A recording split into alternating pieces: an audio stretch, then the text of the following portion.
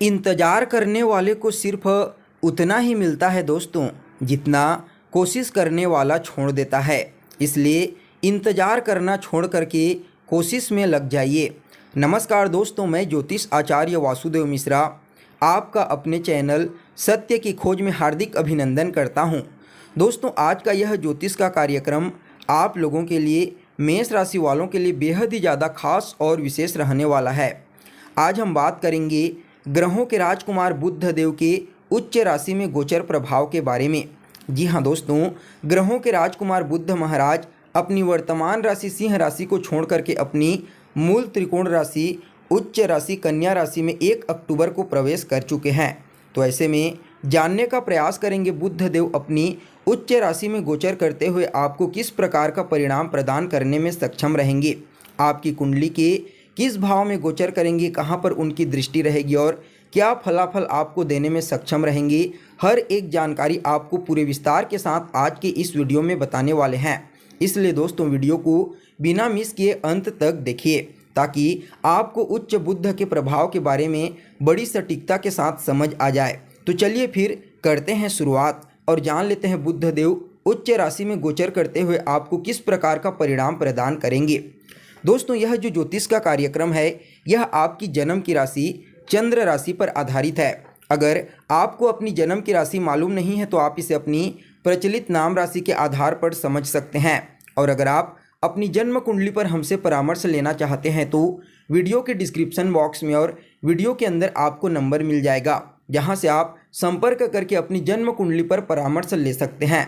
तो दोस्तों देखिए, बुध महाराज 1 अक्टूबर की प्रातः 4:30 पर अपनी वर्तमान मित्र राशि सिंह राशि को छोड़ करके अपनी उच्च राशि कन्या राशि में प्रवेश कर चुके हैं, जहां पर वह काफ़ी शक्तिशाली और बलवान हो जाते हैं। बुध देव के बिना इस संसार में किसी भी प्रकार से कोई सॉल्यूशन की कल्पना नहीं की जा सकती।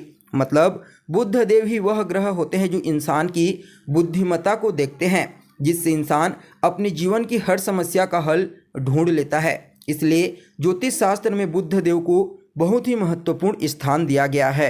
बुध देव न सिर्फ हमारी बुद्धि के कारक होते हैं, बल्कि यह हमारे वाक शक्ति, हमारी चतुराई, मधुर वाणी और जो लोग ज्योतिष के फील्ड में कार्य करते हैं, गणित, लेखन कला आदि चीज़ों का प्रतिनिधित्व करते हैं। शिक्षा के क्षेत्र में और शेयर मार्केट के क्षेत्र में भी बुध का ही सिक्का चलता है। जितने भी बड़े बड़े टॉप मास्टर होते हैं, चाहे वह चिकित्सा के क्षेत्र में हो, शेयर मार्केट के क्षेत्र में हो, बुध प्रभावी लोग ही होते हैं। जिस व्यक्ति की जन्म कुंडली में बुध देव बलवान अवस्था में होते हैं तो वह व्यक्ति काफ़ी चतुर, बुद्धिमान और अपने विवेक से हर कार्य को करने वाला होता है। उच्च राशि में गोचर करते हुए बुध महाराज व्यक्ति को कुछ इस प्रकार से बुद्धिमत्ता प्रदान करते हैं कि वह हर किसी को अपनी बुद्धिमत्ता से हरा देता है। इसलिए बुध देव का हर किसी की कुंडली में बलवान और श्रेष्ठ होना बेहद ही आवश्यक माना जाता है। तो देखिए दोस्तों, बुध महाराज आपके लिए यानी कि मेष राशि वालों के लिए आपकी कुंडली के छठे भाव में गोचर करेंगी और छठे स्थान में गोचर करते हुए अपनी सप्तम दृष्टि से द्वादश स्थान यानी कि 12वें भाव को दृष्टिगोचर करेंगे। तो ऐसे में बुध देव की इस गोचर काल का विश्लेषण करके आपके लिए 3 भविष्यवाणी तैयार की गई है, जिनमें जो पहली भविष्यवाणी है वह आपके छठे स्थान से संबंधित है।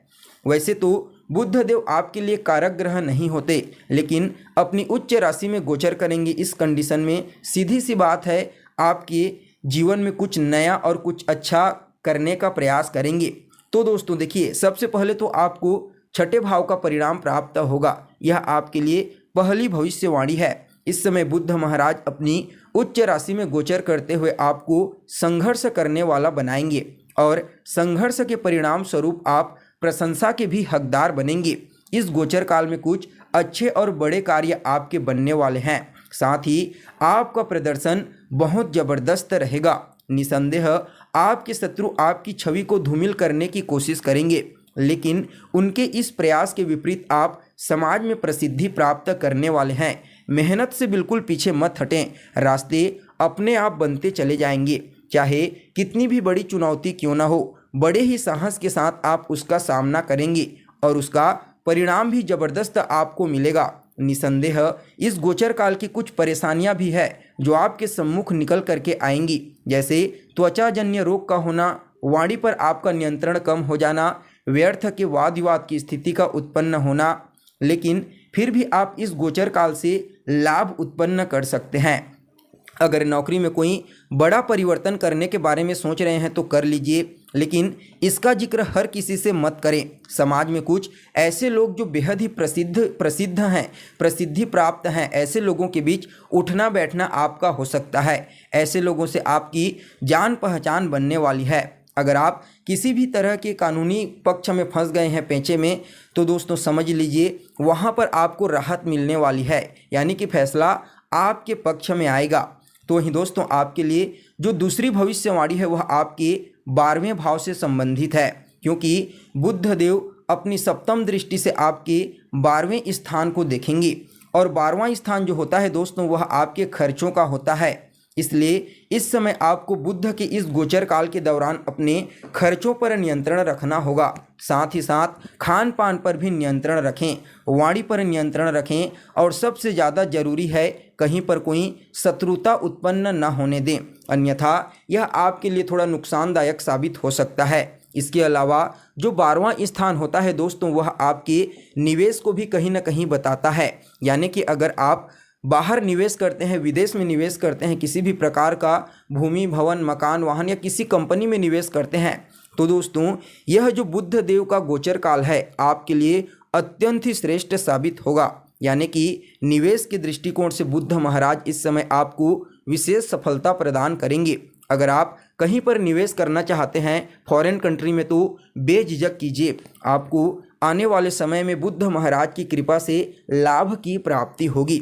इसके अलावा दोस्तों जो 12वां स्थान होता है वह कहीं ना कहीं आपकी कोर्ट कचहरी और आपके अस्पताल का भी प्रतिनिधित्व करता है। तो ऐसे में अस्पताल में कुछ खर्च हो सकते हैं, यानी कि आपके घर परिवार में किसी व्यक्ति को किसी बीमारी की वजह से अस्पताल जाना पड़ सकता है, जहां पर आपके पैसे खर्च होंगे। इसका भी आपको इस समयावधि में थोड़ा सा ध्यान रखना है।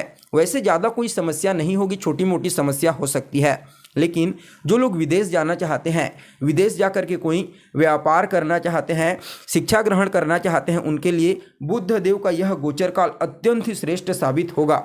आपको निसंदेह हर क्षेत्र में सफलता की प्राप्ति होगी, चाहे वह बिजनेस व्यापार का हो, नौकरी का हो या फिर शिक्षा का हो, लेकिन बस अपने जन्म स्थान से आपको दूर जाना है। बुध महाराज आपको विशेष सफलता प्रदान करेंगे। यानी कि फॉरेन कंट्री से जुड़कर कार्य करने वाले जातकों के लिए बुध देव का यह गोचर काल अत्यंत ही श्रेष्ठ साबित होने वाला है। इसके साथ ही दोस्तों 12वां स्थान जो होता है वह कहीं ना कहीं समाज और बंधनों से मुक्त होने का भाव होता है। यानी कि अगर आपकी जन्म कुंडली में अन्य ग्रहों की स्थिति बेहतर हुई, जैसे कि सूर्यदेव, शनिदेव और देवगुरु बृहस्पति, अगर ये 3 ग्रह आपकी कुंडली में बलवान हुए तो बुध देव इस समय आपको समाज से ऊपर उठा देंगे। यानी कि सामाजिक दृष्टिकोण से, भौतिक दृष्टिकोण से और धार्मिक दृष्टिकोण से ऊपर उठ करके आप पूरी दुनिया को एक अलग नज़रिए से देखने का प्रयास करेंगे। ऐसी स्थिति भी आपको देखने को मिल सकती है। तो वहीं दोस्तों आपके लिए जो तीसरी और अंतिम भविष्यवाणी है वह आपके तीसरे भाव से संबंधित है, क्योंकि बुध देव आपके तीसरे भाव के भी अधिपति बनते हैं। तो देखिए दोस्तों जो तीसरा स्थान होता है वह आपके पराक्रम का होता है, साहस का होता है, हार्ड वर्क का होता है। और तीसरे भाव के मालिक बनकर के बुध अपनी उच्च राशि में गोचर करेंगे, जिसकी वजह से इस समय आपके अंदर प्रचुर मात्रा में ऊर्जा रहेगी, जो आपको हार्ड वर्क करने के लिए मजबूर कर देगी।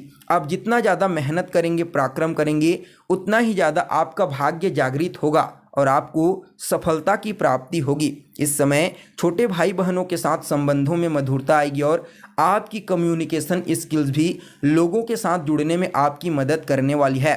जो लोग मैनेजमेंट के फील्ड से जुड़े हुए हैं उन लोगों के लिए यह समय बहुत ही बढ़िया रहेगा। इस समय आप अपनी बुद्धिमत्ता से, अपने कम्युनिकेशन स्किल से हर किसी को प्रभावित करने में कामयाब रहेंगे। तो दोस्तों यह तो हो गई आपकी जन्म की राशि के आधार पर बुध देव का अपनी उच्च राशि में गोचर का आपके जीवन पर प्रभाव। अब इस गोचर काल को बेहतर बनाने के लिए कुछ उपाय भी आपको करना चाहिए।